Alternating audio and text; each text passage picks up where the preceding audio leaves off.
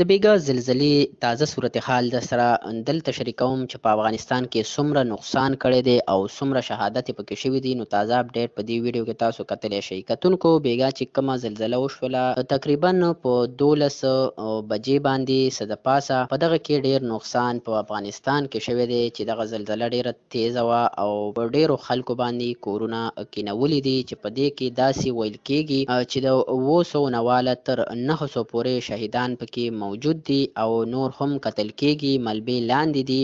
دغه به هومره وباسي او 2000 نه واله تر 3000 پورې زخمیان ښودل کېږي چې دغه هسپتال ته منتقل شوي دي او کوم کسان چې په دغه ریسکیو کې کار کوي هغوی لګیا دي دغه کسان راوباسي. کوم چې شهیدان شوي دي هغوی ته لپاره کفنونو انتظام کوي او کوم چې زخمیان دي هغوی هسپتال ته رسوي. دغه تازه اپډیټو د افغانستان چې سره همدلته شریکول غوښتل چې په افغانستان کې دغه زلزلې ډیر زیات نقصان کړی په کونړ کې خاص کر او ډیر زیات شهادتونه پکې شوي دي. الله دې په ټولو پښتنو رحم وکړي او الله دې وکړي چې دغه عذابونه موږ نه لرې شي.